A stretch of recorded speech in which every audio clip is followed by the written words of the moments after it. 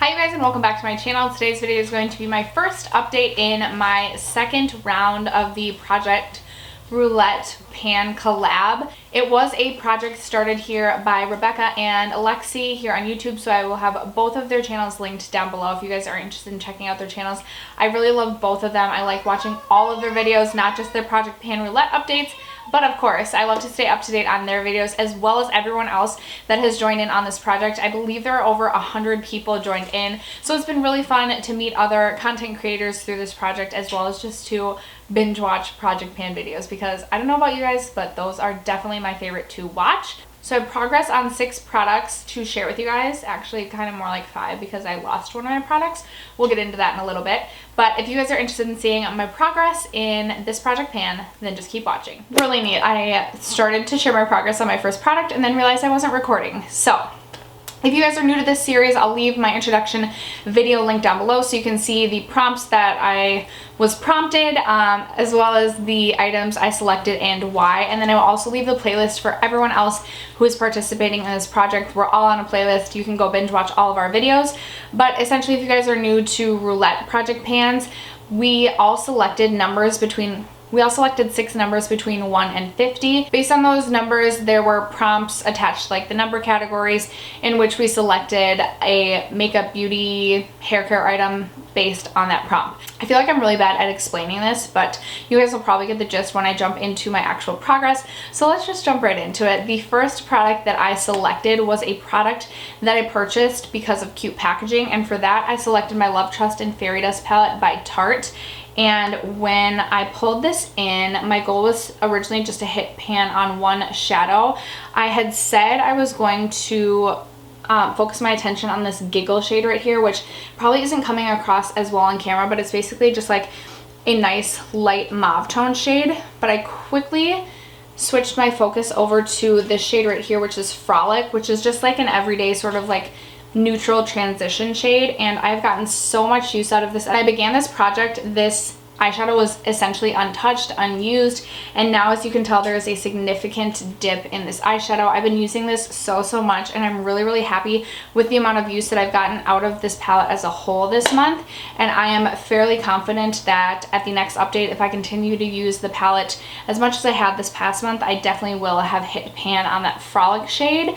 Potentially more, probably just one shade, but again, my goal is just to hit pan on one shade in this, and I am very confident that that will be happening at the next update. The next category I selected was a product that I don't like, and for that I selected the Pixie Vitamin Mist, which I actually have in a Mario Badescu facial spray bottle because I hated the way it sprayed out of the actual Pixie bottle.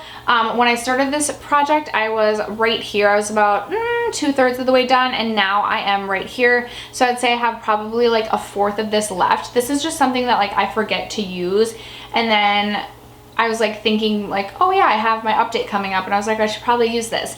This just, I don't know, for me, I don't like it. For me, somehow it always ends up in my eyes and it stings my eyes. You'd think I like spray this with my eyes open, which I really don't. I must just spray too much. But for me, this just really doesn't make a difference in really anything to do with my skincare, my longevity, or with my makeup. It's not really like a prepping spray, and I just really don't notice much of any sort of difference with this. So this is just something that like I don't have a use for in my collection. I don't like hate it, but it's not like a product that I like love or even really like, to say the least. So yeah, that is my progress on the Pixie Vitamin Mist. I should have no problem finishing this up by the next update as long as I remember to use this.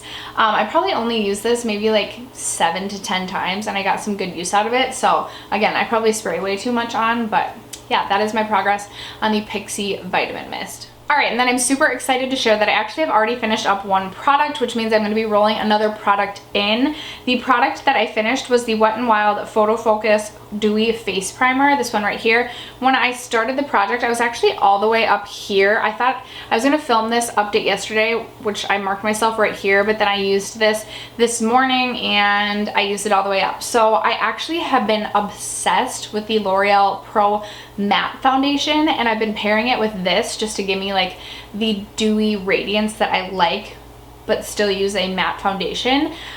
So those two pairing, like that pairing has been amazing and perfect for me, and I've really enjoyed using it for that reason. But this does give like a very artificial sort of glow. So I prefer other dewy primers over this one. This is a really affordable option. I know I said that the prompt was that I wouldn't repurchase, but after pairing this with the Pro Matte foundation, I feel like I might purchase this again unless there's another primer that I like that pairing of. But yeah, I don't know. It's funny that like you put it in there as a product you wouldn't repurchase and then you use it over and over again and you kind of change your mind. But this wasn't hard for me to use up. I don't feel like you get that much product with this primer. You get 0.8 fluid ounces. I think standard is at 1.7 fluid ounces for a normal primer. I feel like that sounds right. I could be wrong. Maybe it's only an ounce.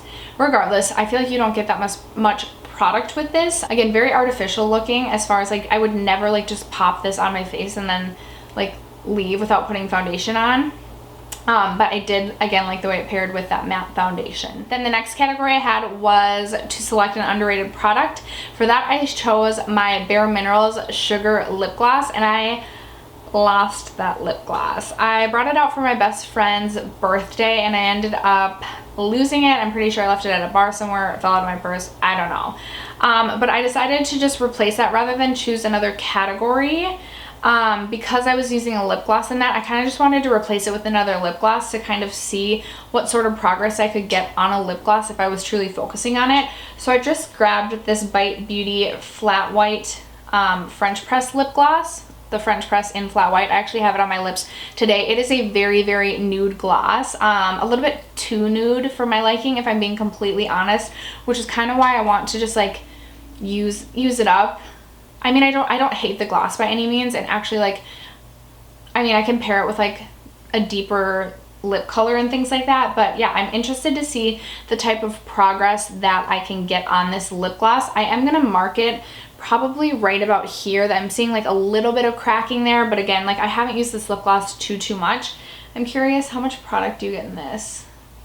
I can't even tell. But anyway, this is like a long-winded explanation for I'm putting this in to replace my Bare Minerals lip gloss. The next category I had was a product that I am afraid to pan, and for that I chose this Hourglass blush in Mood Exposure. This is what mine's looking like right now. Again, I'll pop a picture in for this one.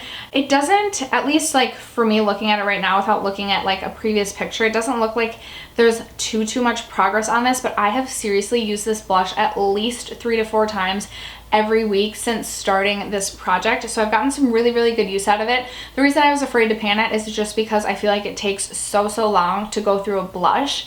I have way too many blushes in my collection, especially considering how much, like just how long it takes to use a blush. That's definitely something I've learned through project panning. Blush takes forever to get through. And for me, I'm never touching my blush up throughout the day, so I really just pop it on one time and go. I am really excited that I pulled this in though, just so I can kind of really understand how much blush I use and how long it takes me to go through. And I also do really enjoy this blush. I have it on my cheeks today. I feel like it just gives a nice natural sort of radiance to the cheeks without being too pigmented. So really love this blush and excited to continue my progress with this. And then finally, my last category was a product that I bought because of YouTube, and for that I have my Farsali Unicorn Essence. This is a little guy. I know this is kind of like more probably Instagram made me buy it, but I feel like I didn't really see this for me personally until I saw it in YouTube videos. When I started, I pretty much had a full mini size of this, so I started way up at the top here. This is another one I've paired with my Pro Matte foundation a lot, just because it gives like that extra sort of dewiness to the skin. So I am right here. I probably only have like 2, maybe 3 or 4 uses left out of this, so I definitely think this will be one that's finished by the next update.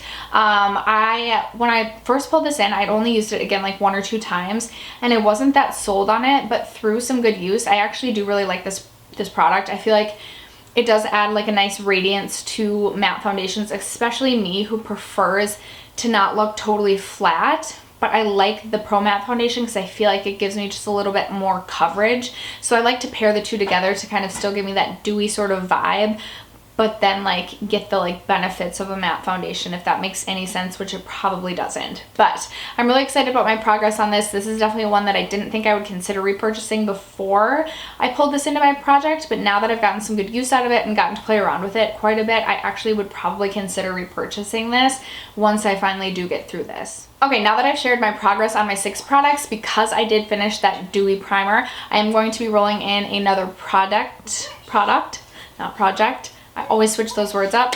I'm going to be rolling in another product, so let's go ahead and select a random number and see what category we get. Okay, so I'm going to select a number between 1 and 50, generate. We get numero 29. Okay, so number 29 is a product in a palette. So essentially I'm going to go pick a palette out. It could be a face palette, it could be an eyeshadow palette, just a palette that I'm gonna pan something in. I'll be right back, you guys. All right, guys, I am back, and I'm actually going with another Tarte palette for this.